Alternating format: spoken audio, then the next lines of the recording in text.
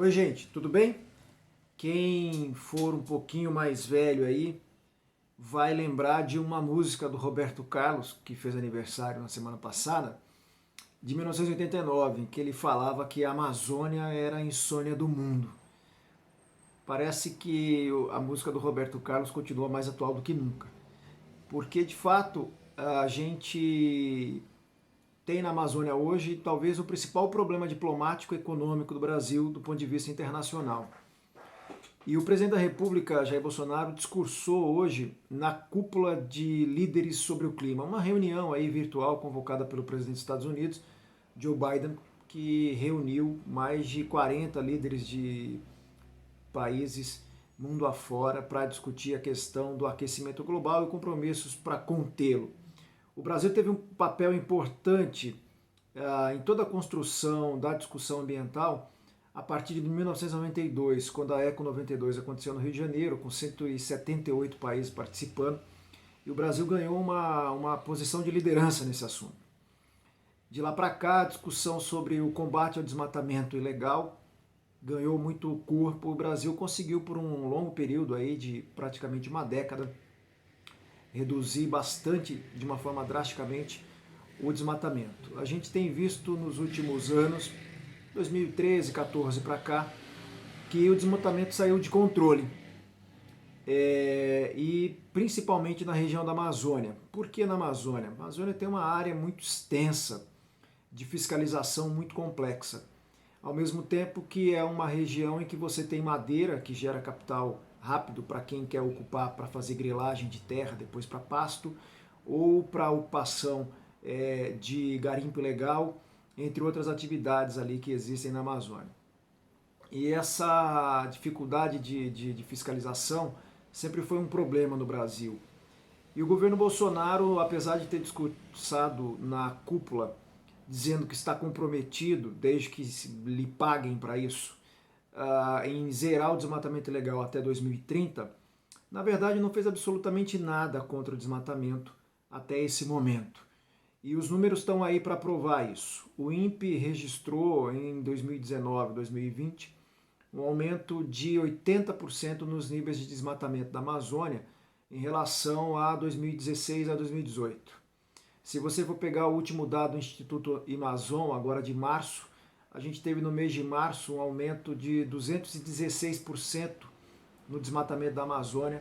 Foi o maior índice para o mês de crescimento em uma década. Isso para dar um exemplo só muito concreto. Lembra daquela frase do ministro do Meio Ambiente, Ricardo Salles, de que a pandemia seria uma oportunidade positiva para ele e o governo passarem a boiada, regulamentando, como ele disse, de baseada, todo o regramento ambiental do Brasil? Bom, o ministro, ao longo dos últimos 2 anos, tem conseguido passar a boiada.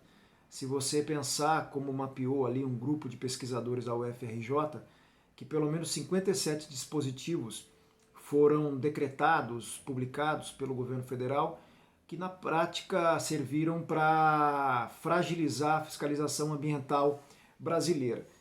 E uma prova disso de forma muito concreta foi uma carta divulgada nessa semana por 400 profissionais concursados do IBAMA, mostrando que uma série de medidas adotadas pelo Ministério do Meio Ambiente travaram a fiscalização e as ações contra o desmatamento ilegal. O ministro também, nos últimos dias, se meteu numa série de confusão para defender madeireiros. Pois é, temos um ministro do Meio Ambiente que defende quem derruba a mata de forma ilegal e não um defensor do meio ambiente. Isso está muito claro porque a Polícia Federal apreendeu em dezembro do ano passado a maior quantidade de madeira numa única operação da história. 200 mil metros cúbicos de madeira retirados aí depois do corte de cerca de 65 mil árvores. Seria o equivalente basicamente a toda a cidade de Brasília coberta por floresta. Os números são muito expressivos, o ministro se condoeu pelos madeireiros, dizendo que eles são donos da terra, o que a Polícia Federal contesta. E o delegado-chefe da Polícia Federal na Amazônia até então, Alexandre Saraiva, prontamente apresentou uma notícia-crime contra o ministro Salles do Supremo Tribunal Federal, acusando o ministro de favorecer organização criminosa. Isso gerou uma confusão política e o chefe da Polícia Federal acabou sendo substituído pelo governo. Essas são algumas das questões e dos números que colocam um pouco do despreparo do governo federal para lidar com a questão ambiental no Brasil. É bom recordar aí que em 2019, lá na reunião do G20 que aconteceu em Osaka, no Japão, o presidente Jair Bolsonaro criticou ali o Acordo de Paris, dizendo que havia uma psicose ambiental, são aspas dele, psicose ambiental, em relação à questão do aquecimento global. Os investidores, os líderes internacionais, a economia globalizada, sabe que o discurso que o presidente fez hoje, embora tenha sido cronometrado, editado e muito bem escrito pelo Itamaraty, que ele não significa nada, que o presidente leu de fato letra morta, que na prática o governo vê a questão ambiental de uma forma muito enviesada. O fato do Brasil ter feito um discurso pedindo dinheiro para fazer a lição de casa já é uma vergonha, até porque tem quase 3 bilhões de reais no fundo da Amazônia, doados principalmente por Alemanha e Noruega, e que o Brasil não consegue aplicar porque é dinheiro que não está chegando só pode sair de lá se for para combater o desmatamento. O que o governo quer é dinheiro para o ministro do Meio Ambiente montar uma guarda quase pretoriana que vai só fiscalizar quem o ministro quiser.